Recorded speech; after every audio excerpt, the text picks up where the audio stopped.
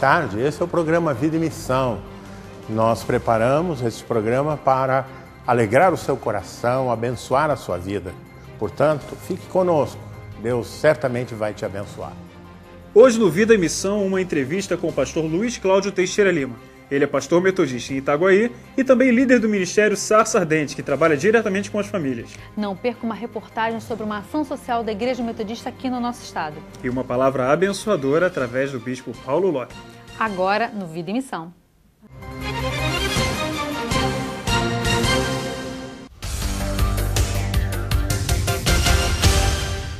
A Igreja Metodista de Ricardo de Albuquerque tem um gostinho especial quando o assunto é ajudar a comunidade. Sob a direção do pastor Edson Modesto, a igreja realiza a Ação Solidária, que tem o objetivo de trazer profissionais de saúde, prestar assistência jurídica e serviços de estética, além de montar barracas de comida e o já conhecido bazar.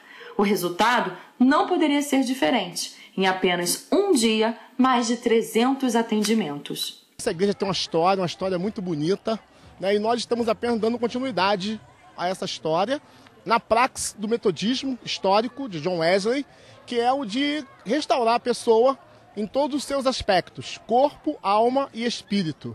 Então nós não levamos somente o evangelho pregado no púlpito, mas também levamos alimentação, levamos o emprego, levamos a saúde, conforme você está vendo aí, esse evento social, onde nós temos cardiologista, temos oftalmologista, temos pediatra, temos corte de cabelo, temos, enfim, uma série de eventos ligados à área social, com o fim de restaurar o ser humano.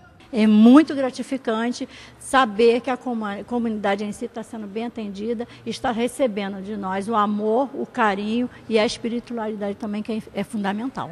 Esno Júnior trabalha na Igreja Metodista de Ricardo de Albuquerque desde 2009 como evangelista. Nós fazemos esse trabalho social com um cunho religioso, apresentando a eles, através desse trabalho, a pessoa de Cristo, o evangelho restaurador e renovador de Cristo Jesus. Esse trabalho não seria possível sem a parceria de muitas pessoas. Num país carente como o nosso, quer dizer, carente de atenção, principalmente atenção, onde as pessoas têm medo de entrar num consultório porque são atendidos de uma maneira quase robótica, às vezes não tem direito nem de sentar no consultório.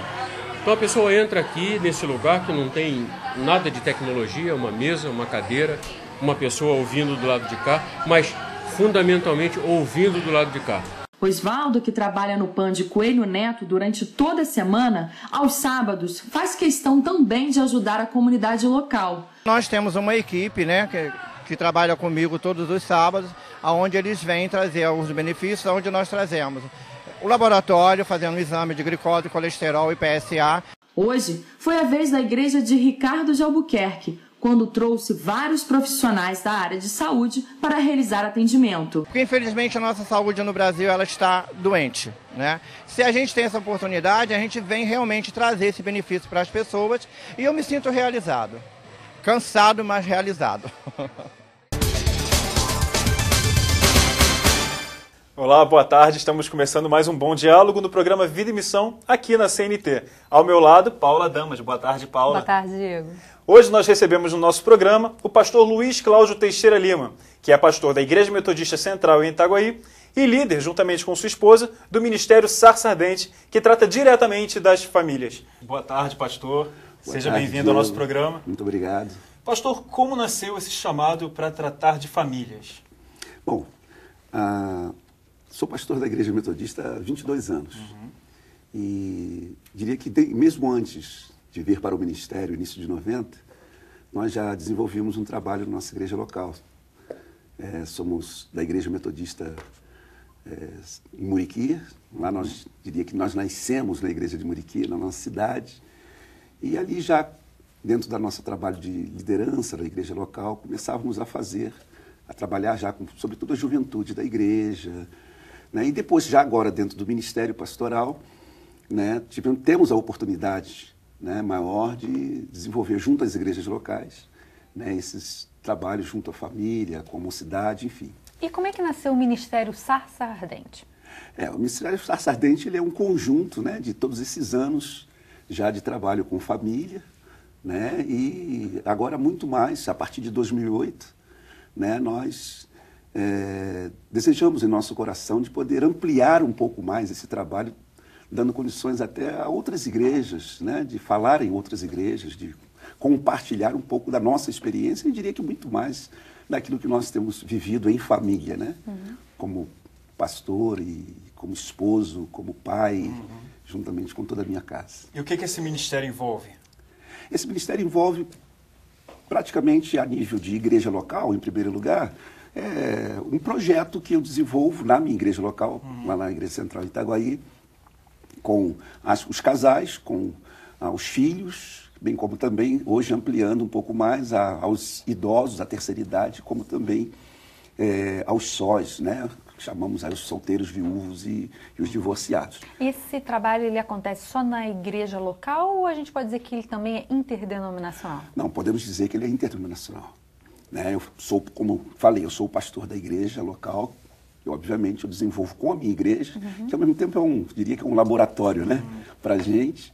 E como também a gente tem tido a oportunidade de ministrar em outras igrejas fora do meio metodista, né, que tem sido interessante. Dentro da sua igreja local existem projetos voltados especificamente para a família? Atividades voltadas para a família? Sim, nós temos bastante. Inclusive, o próprio ano passado, especificamente, né, e já no ano de 2010, quando eu cheguei na Central de Itaguaí, nós começamos a implementar esse trabalho junto à comunidade local que já tinha o seu ministério. Então, uma oportunidade da gente poder ajudar a comunidade local, o Ministério com Família Local, né, com a nossa experiência, com o nosso trabalho, que tem sido até hoje, no sentido de palestras, ministrações, né, passeios que temos feito tanto para casais quanto para a juventude, inclusive para a terceira idade. Tivemos, inclusive, um ano passado, algumas oportunidades de fazer palestras específicas e encontros à tarde, né, com um chá para a terceira idade, compartilhando com eles, com dinâmicas. Né? Tivemos um encontro também para os sós, que temos algumas pessoas na igreja. Né? Qual a importância de tratar esses segmentos da família dentro da igreja? Eu entendo que pegar essas áreas como tanto a terceira idade quanto os sós, os solteiros ou os viúvos, e, enfim, divorciados, primeiramente porque eles são parte do corpo de Cristo, que são importantes para o reino de Deus.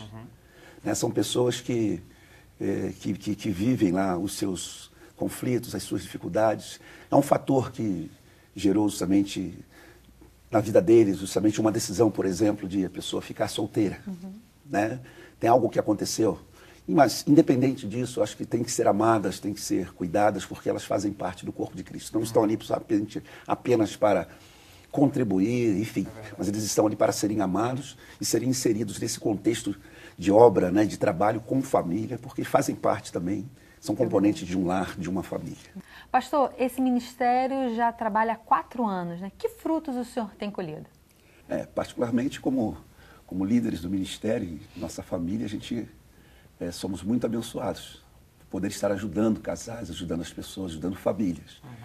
E acho que o grande fruto que a gente deixa por onde passamos desse nosso ministério, né, é a conscientização das pessoas quanto à importância do valor, né, da família, do colocar como prioridade. Eu costumo dizer que a família ela é o nosso bem maior. É algo que a gente tem que investir nesse mundo, assim como tudo aquilo que nós pudermos fazer. E isso nós temos visto por onde nós passamos, né, e as amizades que se deixa, sobretudo os amigos que a gente deixa, e até mesmo restauração de casamentos, né, podendo ajudar realmente casais nos seus momentos de conflitos, das suas maiores dificuldades. E quais são as principais dificuldades que o senhor tem visto nas famílias atualmente? Eu acredito que a maior dificuldade que nós temos compartilhado com as pessoas é a questão que tange a área do relacionamento. E que dentro disso está a questão da comunicação conjugal e a comunicação familiar. Acho que o mundo que nós vivemos hoje, né, esse mundo globalizado, né, ele tende a levar as famílias justamente a um distanciamento. Aquele momento do compartilhar uma refeição, compartilhar justamente um café da manhã, um final de semana, né, aquelas coisas, a correria às vezes do dia a dia, do sair, um sai para um horário para o trabalho, outro sai para o outro, né, no outro horário, enfim, um chega no horário, outro, enfim, isso daí tende a levar somente a família a se distanciar. Então, isso, se não for bem tratado, consegue alcançar para o sentido negativo, né, realmente a família. Mas, então, o relacionamento e a comunicação é o fator principal. E, pastor, quais são os projetos, né, que o senhor tem assim, para o ministério, para essa nova caminhada? Eu diria que o projeto, eu traduziria isso em sonho, Paulo. O meu grande sonho, em primeiro lugar, como pastor metodista, é que todas as nossas igrejas, especialmente no nosso Rio de Janeiro, né, as igrejas, através dos seus líderes, seus pastores e pastoras, né, pudessem somente ter na sua igreja local, né, somente essa cultura de investimento na área de família, de ver as igrejas locais, de ver os meus colegas pastores e pastoras plenamente envolvidos com isso, dando essa ênfase, colocando isso aí como uma prioridade, investir na vida da família, né, podendo realizar justamente com eles, justamente os programas devidos, de acordo com o seu contexto, a sua realidade e possibilidade, mas que a família fosse o foco principal de todo um planejamento da igreja local. E, pastor, com certeza muitas pessoas, né, foram tocadas por esse ministério, enfim, estão nos ouvindo. Acreditamos. E com certeza vai querer entrar em contato. Como é que as pessoas podem entrar em contato, né, com o ministério para também desenvolverem esse trabalho? Sim, nós temos um telefone, que inclusive agora até é um novo telefone, que é o 7610-4303, é 21, né, DDD 21, e também é o 2688-3715.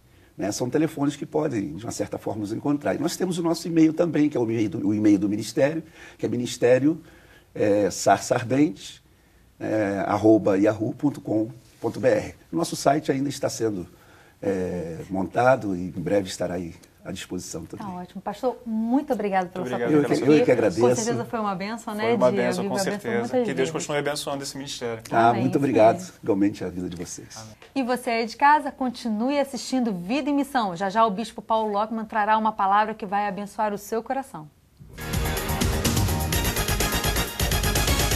Quer ficar por dentro da programação da Igreja Metodista para essa semana? Então anote agora a Agenda Metodista. Hoje, às 7h da noite, a juventude da Igreja Metodista em Colônia realiza um culto jovem com muito louvor e adoração.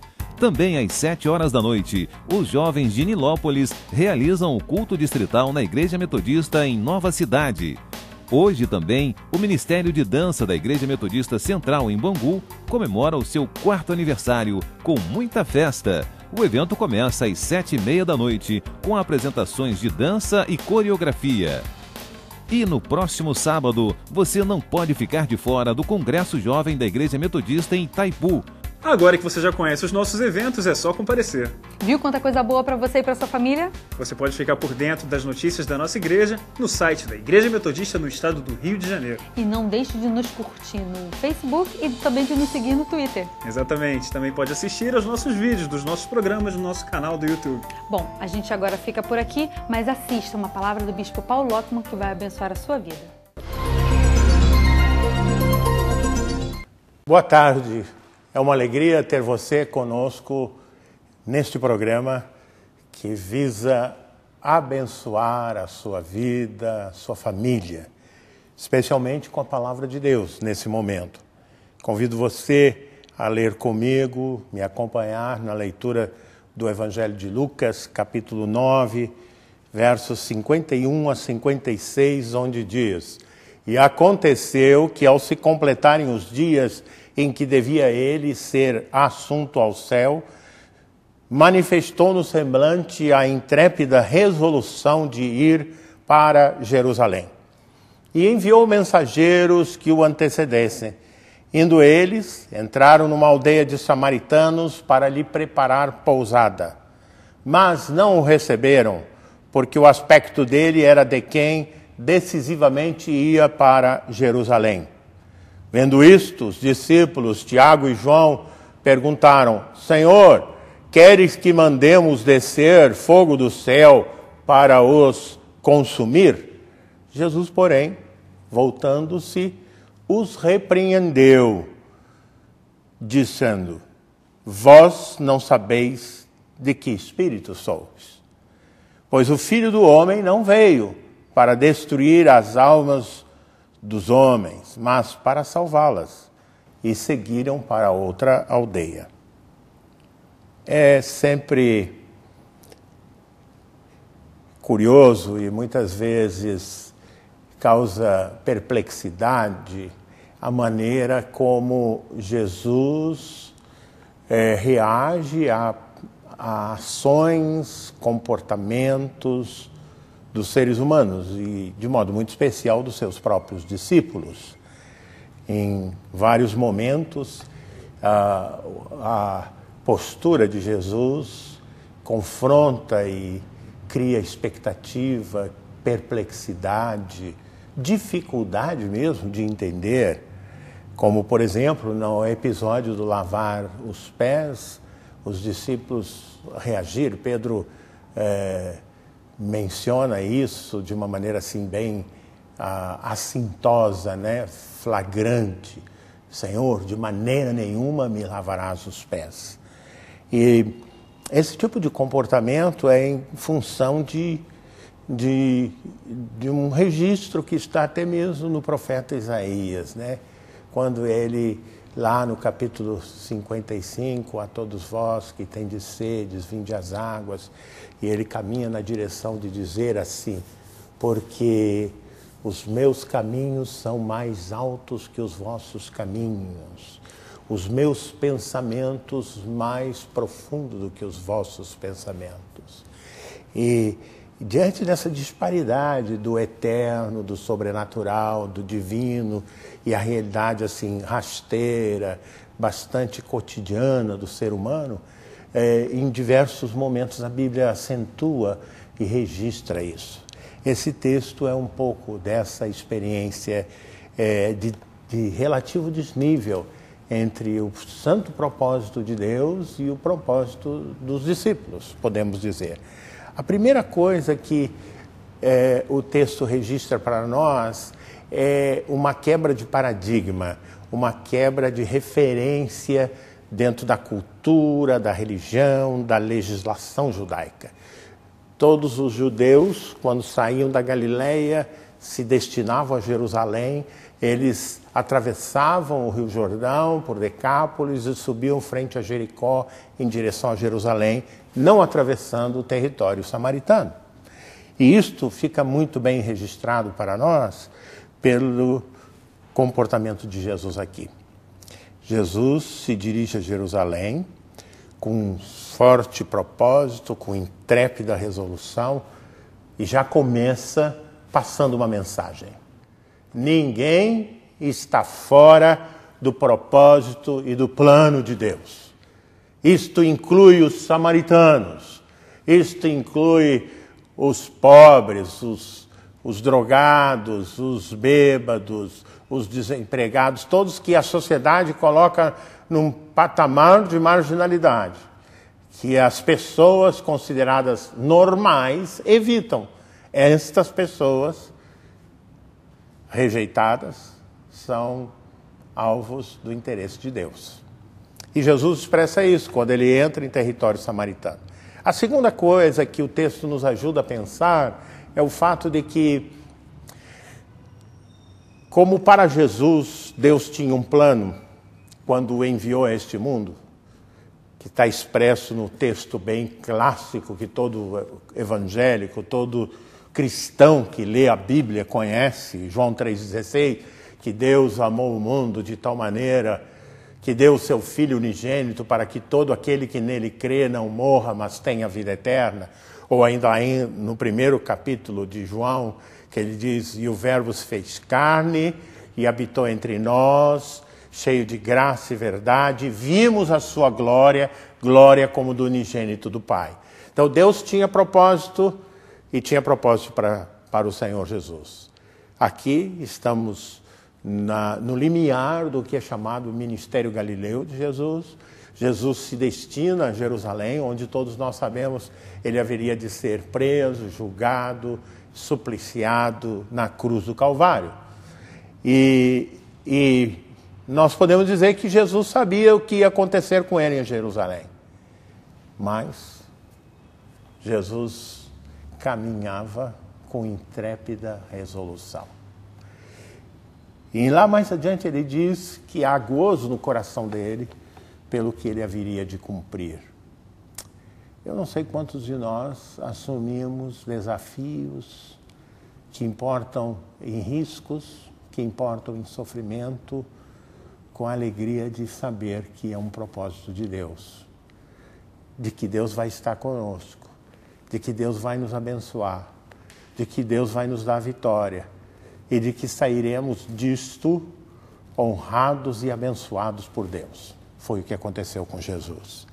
A escolha, não é, de ir para Jerusalém é acompanhada da escolha de romper com o preconceito contra os samaritanos. Diz o texto que Jesus enviou mensageiros, ou seja, alguns dos discípulos foram para a aldeia mais próxima para providenciar hospitalidade, providenciar alimento, né? Mas o texto diz que eles não foram recebidos. E eles não foram recebidos, nós podemos especular por quê. Porque eles haviam sido ensinados na sinagoga que eles, judeus, eram mais importantes, mais santos, mais puros do que os fariseus, melhor dizendo, do que os samaritanos. Porque estes, desde quando Samaria foi invadida por volta do século VII a.C., e os assírios trouxeram povos de outras terras que eles haviam dominado para Samaria e levado a maioria das tribos de Israel que lá viviam para o cativeiro, especialmente os nobres, os patriarcas, etc., para os judeus a terra ficara contaminada, a terra maldita, a terra impura. E os discípulos estavam ali, quizás, contrariados, porque eles, como todo judeu, criam que não se deveria passar por aquela terra impura, e Jesus os coloca ali. Eles chegam na aldeia, e ao chegar na aldeia, quizás eles chegaram, vocês sabem, é um privilégio para vocês nos receber. Aquela postura típica do ser humano, quando fica cheio de si mesmo, né? Arrogante, orgulhoso, vaidoso. E o povo da terra olhou para aqueles caras e falou, que é isso? E os rejeitaram. Como é que nós trabalhamos o fato de sermos rejeitados, não aceitos, né?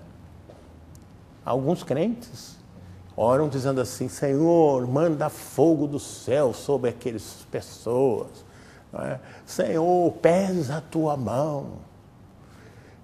Às vezes o erro é muito pequeno para suportar o juízo que nós lançamos sobre eles. Muitas vezes nós, eu e você, temos erros gravíssimos. Mas como é que nós fazemos? Os judeus faziam isso. Preparavam uma oferta de sacrifício e levavam para o templo, misericórdia, Senhor. Misericórdia que não existia para os samaritanos, mas para cada um era fundamental, não é?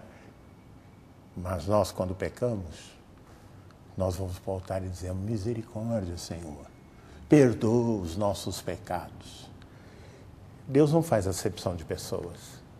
Quando nós pecamos, a Bíblia diz que o salário do pecado é a morte. O pecado traz tristeza, traz problemas, abre uma brecha para que Satanás fira a nossa caminhada, perturbe a nossa vida. Por isso, nós não devemos dormir nem um dia sem antes ajoelhar e pedir perdão ao Senhor, rogando a sua misericórdia. E eles voltaram, dominados pelo rancor, pela rejeição. Eles disseram, Senhor, queres que mandemos descer fogo do céu sobre esses samaritanos? Então, vejam vocês, o que foi que Jesus falou? Vocês não sabem de que espírito sois. Ou seja, traduzindo uma linguagem contemporânea, Jesus disse para eles, vocês não são cristãos. Porque se vocês fossem cristãos, pensariam como filho do homem, que era um dos títulos de Jesus, né? Filho de Deus, filho de Davi, filho do homem. Porque o filho do homem não veio para destruir as almas dos homens, mas para salvá-las. Compreender isto é reconhecer que você e eu somos pecadores e que precisamos da misericórdia de Deus.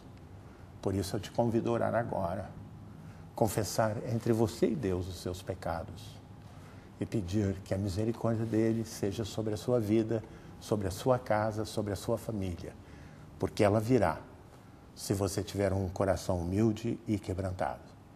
Oremos. Deus de amor, Pai de infinita misericórdia, nessa tarde nós queremos, em nome de Jesus, invocar Tua bênção sobre cada um dos que nos acompanham. Que o Senhor que penetra os corações esteja abençoando esta vida. É a nossa oração, rogando a concessão do Teu perdão e Tua misericórdia. Em nome de Jesus. Amém. Foi muito bom ter você comigo. No próximo sábado, conto com a sua presença e que o Senhor da graça te abençoe. Amém. Derrama sobre nós a chuva, Senhor. Derrama sobre nós a chuva, Senhor. Abundantemente, sem cessar, teu povo espera o derramar da chuva.